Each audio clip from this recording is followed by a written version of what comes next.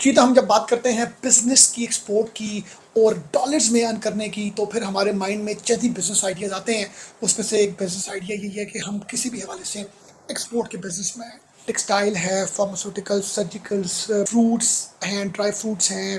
आप किसी भी हवाले से आप कोई फुटबॉल है या कोई भी ऐसी प्रोडक्ट है, तो आपके माइंड में चंद ही कंट्रीज़ आते हैं। और क्यों आते हैं, मैं हैरान होता हूँ कि इतनी बड़ी दुनिया में इतने-इतने कंट्रीज़ हैं जो अभी तक एक्सप्लोर नहीं हो पा रहे। आपके पास अगर एक फुटबॉल है या आपके पास कोई टेक्सटाइल, कोई बेडशीट है, टॉवल है, कोई सर्जिकल की कोई प्रोडक्ट है, आपके पास कोई भी ऐसी चीज़ है जो गुड क्वालिटी प्रोडक्ट है, तो आपके माइंड में एक्सपोर्ट की अगर हम बात करें तो एक यूएस आता है, यूरोप की बहुत बड़ी मार्केट आती है, मोर देन 30+ कंट्रीज आते हैं।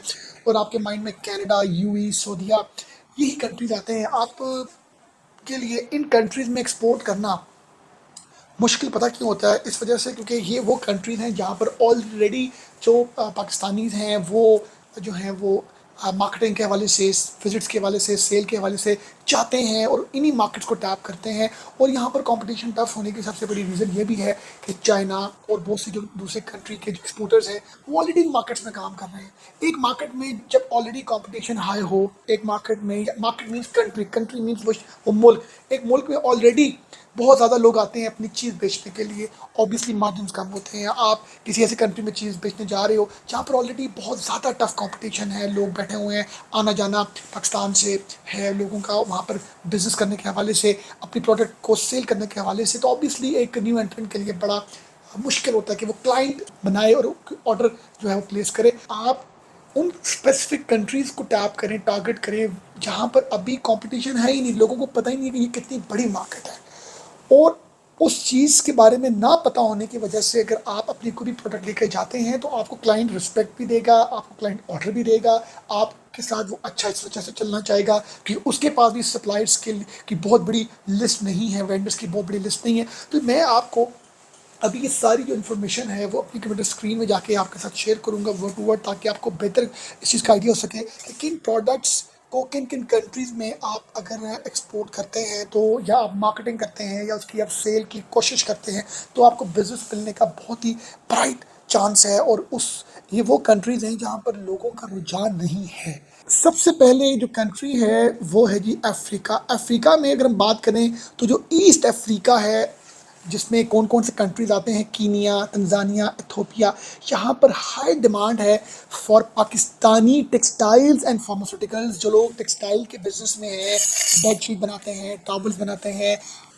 या किसी भी हवाले से वो उनका इस कोई चीज़ में यहाँ पर कोई इनका पास गुड सप्लायर है, तो उनकी बहुत डिमांड है इन स्पेसिफिक 3 कंट्रीज़ में जो ईस्ट अफ्रीका में आते हैं। और फार्मास्यूटिकल्स मीन्स मेडिसिन।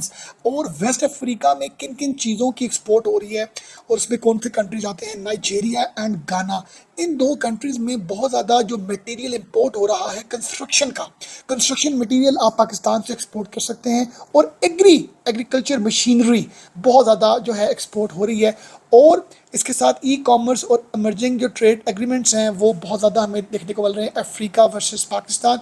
इसी तरह नेक्स्ट जो रीजन है जी वो एशिया है। एशिया की अगर हम बात करें तो साउथ ईस्ट एशिया में वियतनाम, फिलीपींस, इंडोनेशिया, यहाँ पर बहुत ज़्यादा मिडिल क्लास होने की वजह से, हाई क्वालिटी मतलब बहुत ज़्यादा मिडिल क्लास होने की वजह से जो राइस है, गुड क्वालिटी राइस और सर्जिकल जो इंस्ट्रूमेंट्स हैं उसकी बहुत ज़्यादा डिमांड है। आप अगर चावल के बिजनेस में हैं, आप राइस को एक्सपोर्ट करना चाहते हैं, तो आप यकीन करें वियतनाम, फिलीपींस और इंडोनेशिया में चावल ही खाए जाते हैं, राइस ही खाया जाता है। और इतनी ह्यूज पॉपुलेशन होने की वजह से आपकी डिमांड कभी भी कम नहीं हो सकती। और सेंट्रल एशिया की अगर हम बात करें जिसमें अज़रबैजान, तजिकिस्तान और ये दो तीन कंट्रीज़ आते हैं, पाकिस्तान, इसमें क्या है जी, आप के लिए आइडियल क्या है, आप फ्रूट्स, वेजिटेबल्स और आईटी सर्विसेज जो है वो अपनी आप एक्सपोर्ट कर सकते हैं।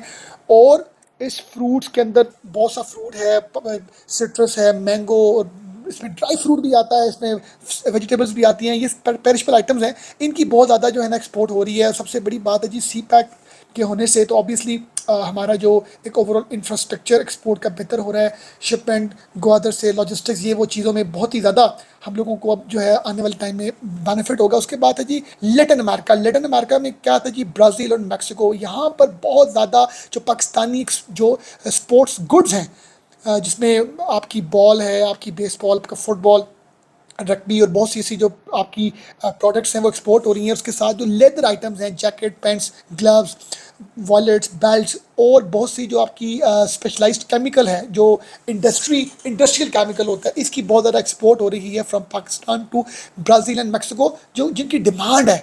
और उसके बाद जो इंडियन रीजन है, इसमें चिली और पेरू, ये दो आते हैं कंट्रीज़ मेन। इनकी बहुत ज़्यादा जो पाकिस्तानी हैंड क्राफ्ट गुड्स हैं, जिस तरह कारपेट्स हो गई, हमारी वुड बेस्ड कोई डेकोरेशन पीसेस हो गए, तो इसकी बहुत ज़्यादा डिमांड है। और इस डिमांड को मीट करना जो है ना वो बहुत ही मतलब पॉसिबल इस वजह से है क्योंकि पाकिस्तान में हैंडक्राफ्ट के बहुत से जो स्किल्ड वर्कफोर्स बैठी हुई है। यूके, यूएस, यूरोप में अगर कोई टेक्सटाइल, कोई बेडशीट, टॉवल भेजते एक्सपोर्ट करते हैं तो क्वालिटी के हवाले से आपको बहुत से पैरामीटर्स की चैलेंजेस का सामना करना पड़ता है। बहुत से हाई आपको जो है वो जो कस्टमर आपको प्रोडक्ट बनानी पड़ती है। बट यहाँ पर स्टैंडर्ड और क्वालिटी की अगर हम बात करें तो वो काफ़ी हद तक कॉम्प्रोमाइज़ है।